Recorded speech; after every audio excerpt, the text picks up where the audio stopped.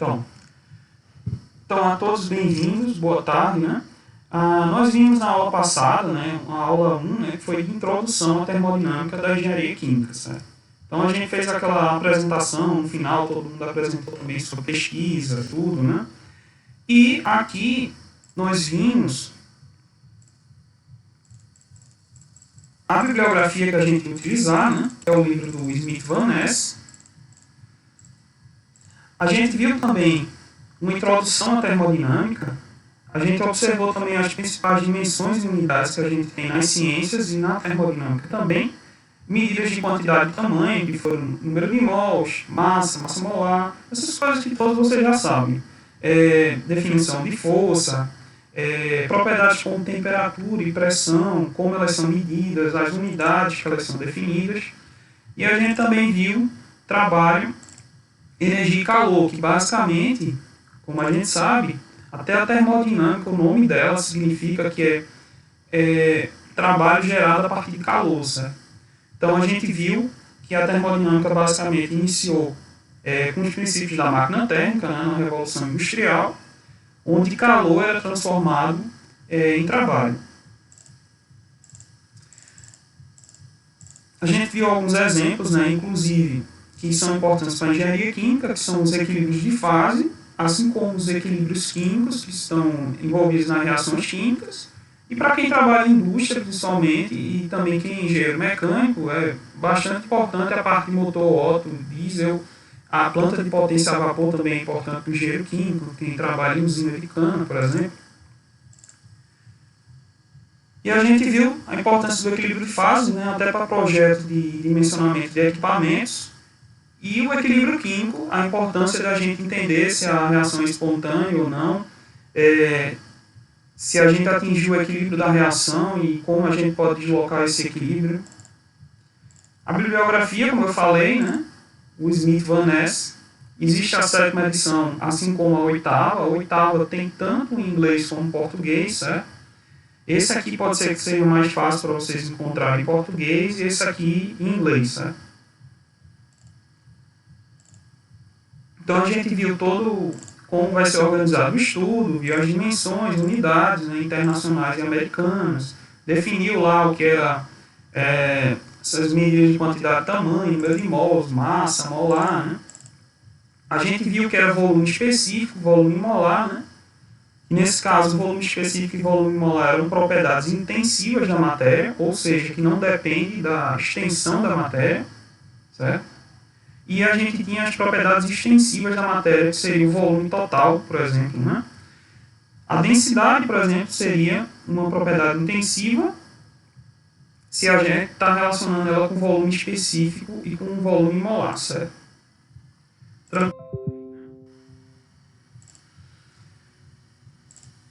Então, continuando aqui, a gente viu também força, né? Que isso daí a gente já tem desde o ensino médio, que é da força resultante de massa vezes aceleração.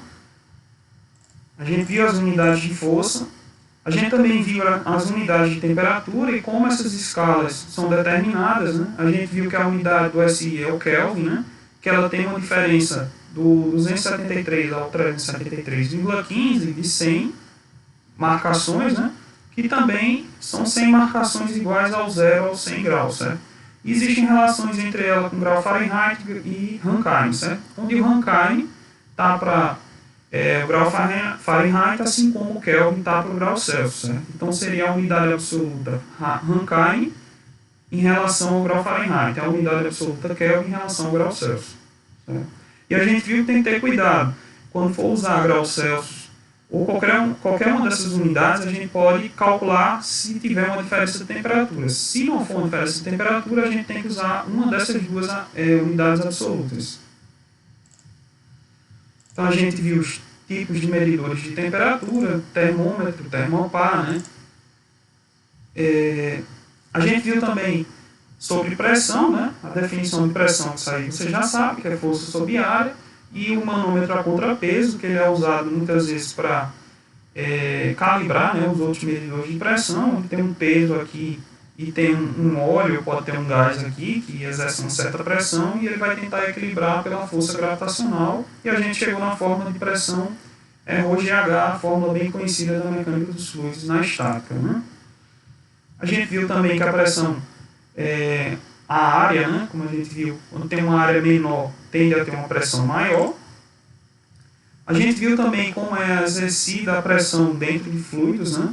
Quando a gente tem uma pressão atmosférica agindo aqui do lado de fora, que vai agir também na superfície do fluido, e a gente, cada vez mais que a gente anda aqui, desce mais no fluido, a gente vai ter um aumento de pressão, de forma que é dado por essa equação, certo? ρGH, né, ou ρGZ, com a pressão atmosférica. A partir disso, a gente também viu que quando a gente tem um vaso, por exemplo, e a gente faz essa separação, parte das moléculas onde está com a maior pressão vai passar para a menor pressão, né? A gente falou que seria devido à entropia, né, do gás. A gente viu também esse medidor de pressão aí, quando a gente abriu a válvula, né, que houve um aumento aqui, deslocamento do tubinho da altura do fluido, e a gente pode medir a pressão desse fluido. A gente viu os tipos de medidores de pressão, rapidamente, que vocês vão estudar isso mais aprofundadamente em mecânica dos fluidos, o fenômeno de transporte, né? A gente viu um exemplo, né, do manômetro a contrapeso. A gente também definiu trabalho, né, que a gente sabe que trabalha em energia em trânsito, né, que ela depende, essa energia, no caso, do processo, né? Então a gente viu a definição inicial do trabalho, que é dado na física, né? A unidade de trabalho, que é o Joule, né, a unidade do SI, e em geral ele pode ser utilizado com essa equação para ser calculado. A gente viu, né, que utiliza esse sinal negativo aqui, justamente devido à convenção que a gente tem, onde o trabalho exercido do sistema para a vizinhança ele é negativo, e da vizinhança para o sistema ele é positivo. Então a gente viu em relação à energia que existe o princípio da conservação da energia, que foi observado de certa forma que uma energia ela não é destruída nesse caso. Se ela some em algum lugar é porque ela reaparece com outro tipo de energia, certo? Então a gente, por exemplo, pode ter energia cinética quando um trabalho é executado, por exemplo, para mover algum objeto.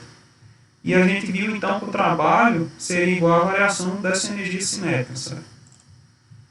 O mesmo foi feito para a energia potencial, que é quando você tem alguma elevação. Por exemplo, você tem um elevador e você tem um motor que vai, de certa forma, gerar uma potência na correia que vai fazer com que o elevador suba. Então, a gente tem uma diferença de energia potencial no trabalho que está sendo executado, que é igual a essa variação de energia potencial.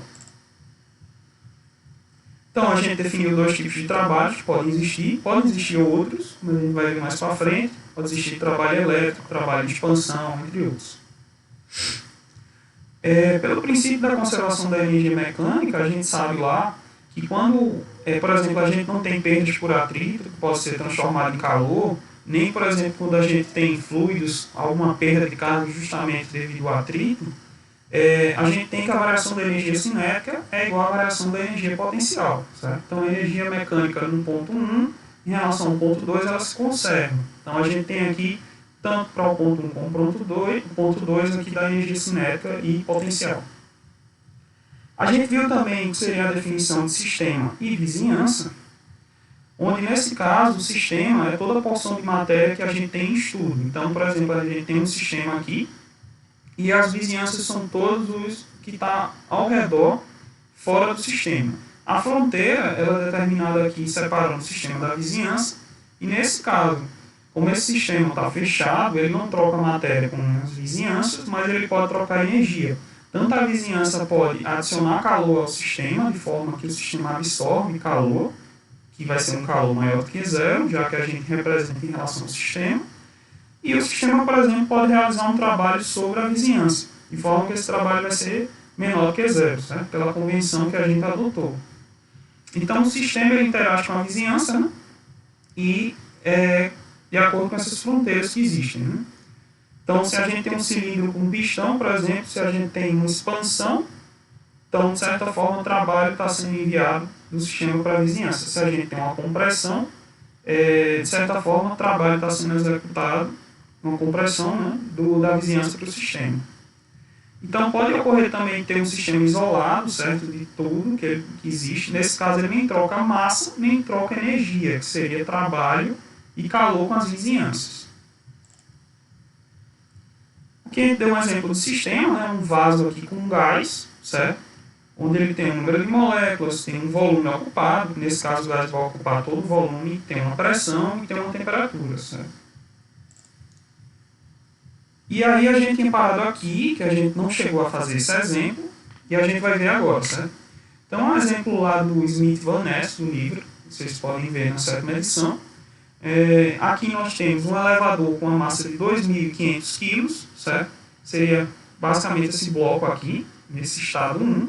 Ele encontra-se em um nível de 10 metros em relação ao solo, que é a base do poço do elevador, certo? Então, ele é elevado a 100 metros.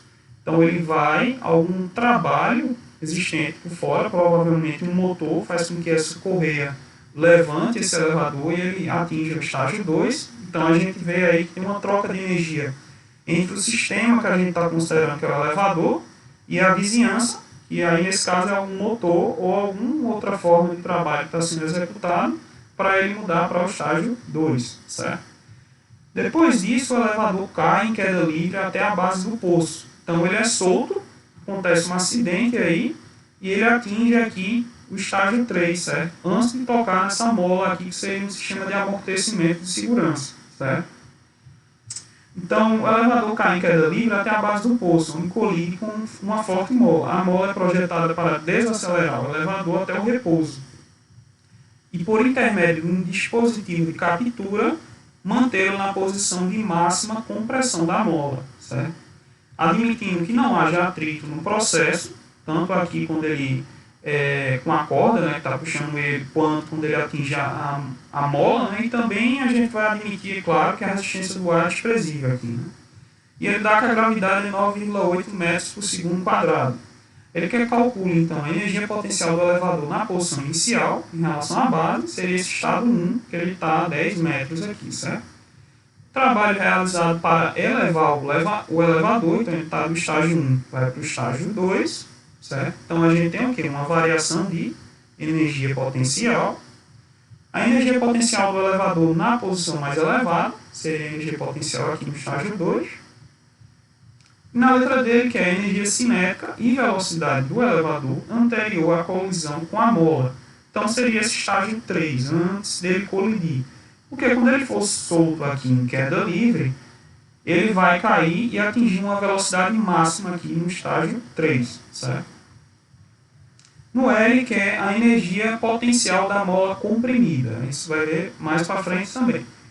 Ele também quer, na letra F, energia do sistema, formado pelo elevador e pela mola, certo? Então, ele está considerando não só o sistema, o elevador, mas a mola também, certo? Então, vai ser a soma da energia tanto do elevador como da mola. Ele quer saber quanto é essa energia no início, no estado 1, na altura máxima, estado 2, antes da colisão do elevador com a mola, no estágio 3, e o 4, que é quando ele atinge o repouso, que a mola, de certa forma, aplicou uma força elástica contrária para que ele parasse, certo? Ou revertesse, né? Então, se a gente for analisar aqui a letra A, que é a energia potencial do elevador na posição inicial em relação à base, certo? Então a gente sabe que aqui no estágio 1 é o caso mais fácil que a gente tem aqui. Se o plano de referência é aqui onde inicia a mola, que seria o poço do elevador, a gente tem uma distância de 10 metros. Ele deu a massa e ele deu a gravidade, certo? Então exatamente a energia potencial no estado 1 é a massa vezes a distância aqui em relação ao referencial, Z1, né? Vezes G, né? Então a gente tem a massa, tem a distância que é 10 metros e tem a gravidade. Então a gente obtém a unidade, de certa forma, quilograma metro quadrado por segundo a menos 2, e quando a gente faz aquela transformação, que a gente sabe que quilograma metro por segundo ao quadrado é Newton, que é a unidade de força, vezes metros, que vai sobrar aqui, a gente fica com 245 mil joules, certo? Então essa é a energia potencial no estágio 1 aqui. Já na letra B, que é o trabalho realizado para elevar o elevador. Então, ele está no estágio 1 e vai para um estágio 2.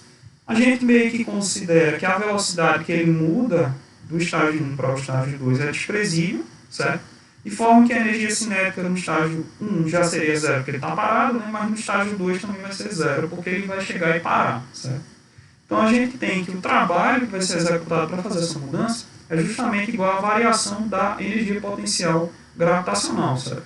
Então ele vai de um ponto 1 para um ponto 2. Então o ponto final é o 2 e depois o ponto 1. Então a massa é 2.500, a gravidade 9,8, o Z2 aqui em relação à referência 100 metros, menos o estágio inicial que era 10, certo? Então a gente tem uma quantidade de energia muito alta aqui, 2.205.000 joules, certo? Que é bem mais elevado que essa quantidade de energia.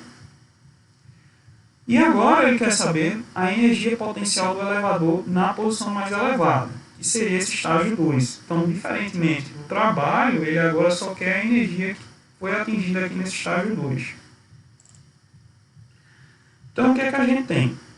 Se a gente só quer a energia potencial nesse estágio 2, basta a gente aplicar a fórmula bem simples de mgz2, né? Então, a massa 2.500, a gravidade 9,8 e a distância 100. Então, a gente tem um valor de 2.450.000 joules, que é bem acima do valor do trabalho, certo? Por quê? Porque ele já estava aqui em uma distância de 10 metros, já tinha uma certa energia potencial, certo? Que então foi somada, que era essa energia, com o trabalho e atingiu o estágio 2, certo? Então, ele tem uma energia maior nesse caso. Agora, ele quer a energia cinética e a velocidade do elevador anterior à colisão, certo? Com a mola. Então seria nesse estágio 3 aqui, que é o estágio de máxima velocidade. Então ele vai cortar aqui o fio, aconteceu um acidente e esse bloco cai com... Então ele tem uma energia potencial máxima aqui no estágio 2, uma energia cinética que a gente vai considerar zero, né? Que ele cai em queda livre. E no estágio 3 ele vai ter uma energia potencial zero, porque a gente está no nível de referência, Z é zero aqui. E a energia cinética no ponto 3 vai ser máxima. Né? Então a gente aplica aqui o princípio da conservação de energia, considerando que a resistência do ar é desprezível, né? Que não há atrito aqui, que é bem antes, pouco antes dele atingir a mola. Então é a variação da energia cinética entre ponto 2 e ponto 3, variação da energia potencial entre ponto 2 e 3. Certo? Então fica a energia cinética 3 menos 2, potencial 3 menos 2.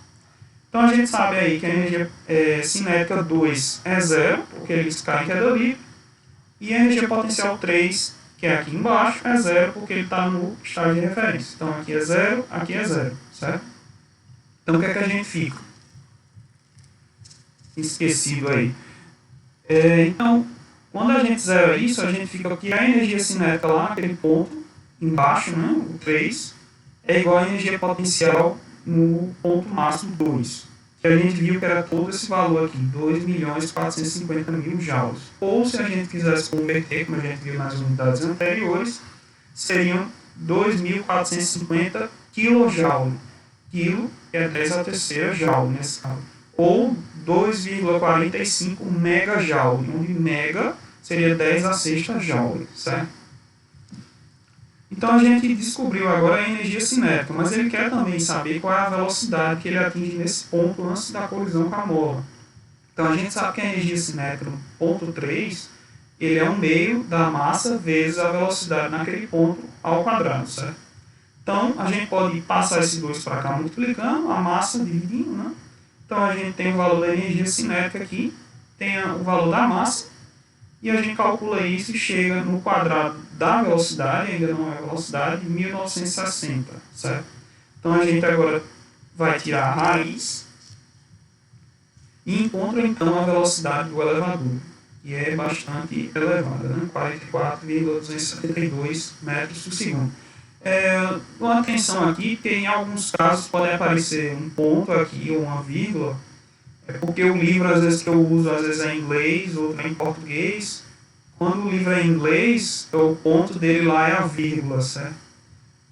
Mas quando vocês forem estudar pelo livro, né, vocês vão ver lá em português que ele vai estar vírgula, né? Então, para não criar essa confusão, né? De qualquer forma, vocês sempre, quando forem estudar, recalcule para ver se, para não se confundir se é 1000 ou se é vírgula. Nesse caso aqui é 44,272, certo? Na letra E aqui, ele quer a energia potencial da mola comprimida. Aí eu adicionei um estágio 4 aqui. Não sei se vocês estão vendo. Então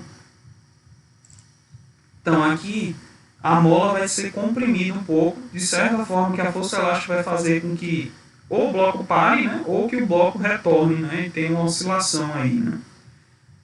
Então a gente vai considerar nesse caso que a energia potencial aqui 3 a gente sabe, né, que vai ser zero, né, já porque a gente tem energia, não é energia potencial elástica ainda, porque ela não distorceu a mola ainda, né.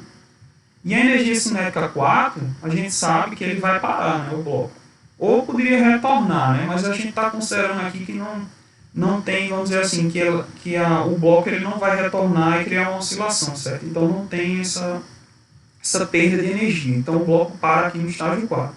Então no estágio 3, ele ainda meio que não atingiu a mola, então a energia potencial elástica aqui no estágio 3 é zero, e a energia cinética no estágio 4 é quando ele para, é zero, certo?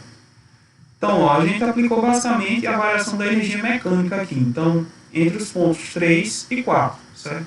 Então, a gente tem aqui a variação da energia potencial, vai ser a energia potencial em 4 menos A3, que é elástica, no estágio 4 e estágio 3, e aqui a variação da energia cinética, no estágio 4 e estágio 3. Como esses dois aqui são zero, então a gente eliminou aqui, né? E ficou com a energia potencial 4 igual a energia cinética 3, que é o mesmo valor que a gente obteve antes daquele estágio 2, que era a energia potencial no estágio 2, certo? Porque não teve perda nesse caso por atrito lá na mola, nem perda pela resistência do ar, certo? Então a consideração foi feita. E a letra F, como é que ficaria? Então, ele quer a energia do sistema. Até aí, tranquilo, pessoal? Tem alguma dúvida? Se quiser, pode falar no microfone aí. Professor, o áudio do senhor começou a cortar. Foi? Faz tempo ou agora? Não, agora, quando o senhor começou a falar da letra F. A letra F? Deixa eu ver aqui se tem alguém com a câmera ligada.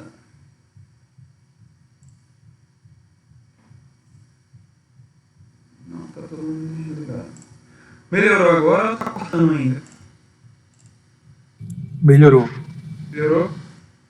Pronto. Se der algum problema, avise, viu? Tá? Pode avisar.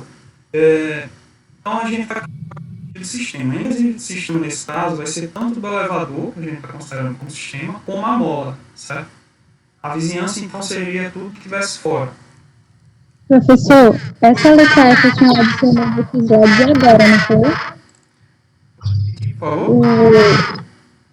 Essa letra F o senhor adicionou agora no slide, porque o da primeira aula não está aparecendo não, a letra F. É bem provável que eu adicionei agora, mas tem no livro ele, se você for observar lá, certo? Tá certo, obrigado. Qualquer dúvida? Certo. Aí, essa letra F, justamente, ele quer a energia do sistema, né? Então, é a soma da energia do elevador e da mola, certo? Ele quer em vários pontos, né? Ele quer no ponto inicial, estágio 1, né? Ele quer no estágio 2 também, que é a altura máxima. E para esse caso aqui, do estágio 1, que é no início, então a gente teria que a energia do sistema seria a energia do elevador mais a energia da mola. Só que a mola aqui não está tendo troca nenhuma de energia. Ela está parada aí praticamente. Então a energia que vai existir é só relacionada ao elevador. Então a gente tem uma energia, o quê? Potencial 1, que a gente já calculou lá na letra A, que é devido a esses 10 metros aqui de distância, certo? Em relação à referência. Então 245 mil joules. Quando a gente muda aqui do estágio 1 para o estágio 2, a gente viu que é aplicado um trabalho com esse valor aqui, né? Que é a vizinhança aplicando um trabalho sobre o sistema. Até por esse motivo que o trabalho é positivo, né? Pela convenção que a gente adotou, certo? Então ele quer saber no segundo ponto qual seria a energia do sistema, né? Na altura máxima, que é esse estágio 2. Então vai ser a mesma coisa, a energia do sistema é a energia do elevador mais a da mola, certo? Só que a mola, outra vez, não está participando de nada até agora. Então a energia da mola aqui é zero. A energia do elevador, então, vai ser a energia potencial 2 que ele atingiu aqui. Então a gente viu que era aquele valor que era justamente quando somava o trabalho com a energia potencial 1, certo? Que é essa distância aqui, a energia potencial 2. Aí ele faz outras perguntas. Ele quer qual a energia do sistema antes da colisão do elevador com a mola, que seria justamente nesse ponto aqui. E também ele quer, após o elevador, ficar em repouso, que seria no estágio 4. Então, tanto para passando do estágio 2 para o estágio 3, como do estágio 3 para o estágio 4, a gente não tem transferência de trabalho da vizinhança para o sistema. Então a gente só tem troca aqui nesse caso envolvendo sistema com sistema, já que a gente considerou a mola e o bloco, né, nesse caso, como sistema. Porque o único trabalho que é executado pela vizinhança é do motor ou alguma outra força que faz com que esse bloco se eleve, certo? Depois é cortado aqui o fio e ele cai e atinge a outra parte do sistema que é o bloco, que é a mola, né? Então a gente tem aqui que a energia do sistema ela não vai se alterar, certo? Por quê? Como a gente viu no ponto 2 lá, a energia do sistema era a energia do elevador com a energia da mola. A energia da mola era zero. Então a gente tinha só a energia do elevador, que era justamente a energia potencial 2, certo? Como a gente vai ter aqui a energia do sistema também, a gente vai ter a mesma forma, a energia do elevador mais energia da mola. Então, no estágio 3, ele ainda nem encostou na mola, então a mola ainda não sofreu nenhuma deformação de energia. Então, a gente só tem energia o quê? Cinética 3. Então, a energia cinética 3 vai ser a energia do sistema para o caso 3, quando a gente atinge esse estágio. Já para o estágio 4, que ele deformou a mola, ele vai parar. Quando ele para, a energia cinética dele é zero, né? E do mesmo modo aqui, a única energia que vai existir é a energia potencial elástica aqui, que é no estágio 4. Então a energia do sistema, que é elevador mais mola, para o caso 3 e o caso 4, vai ser igual ao caso 2, certo?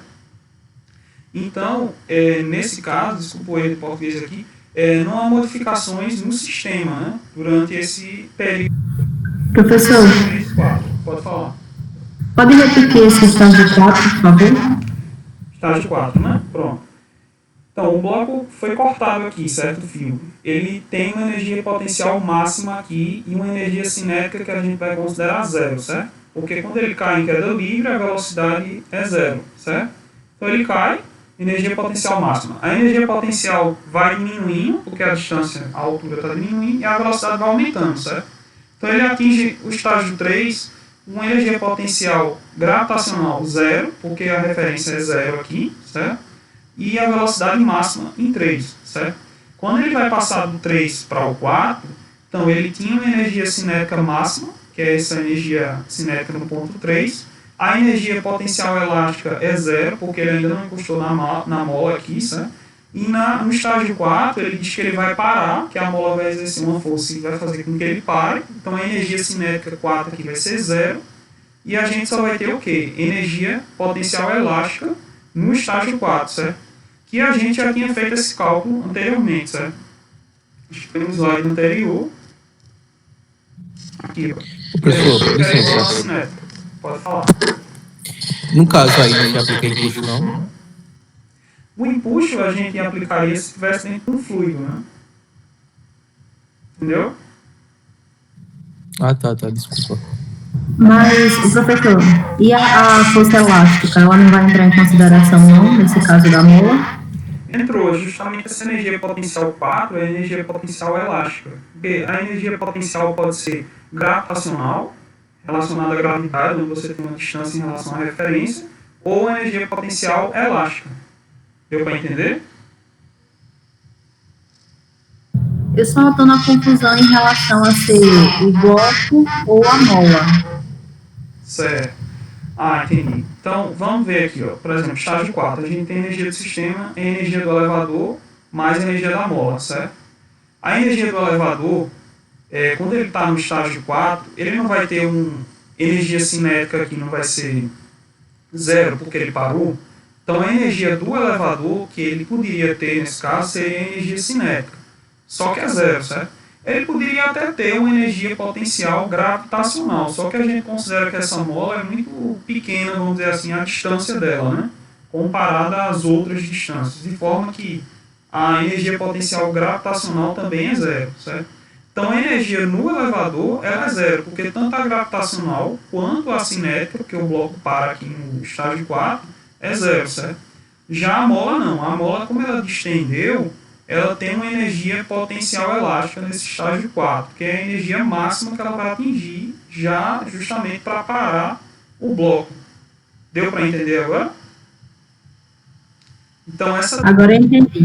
e vai ficar só na mola, entendeu?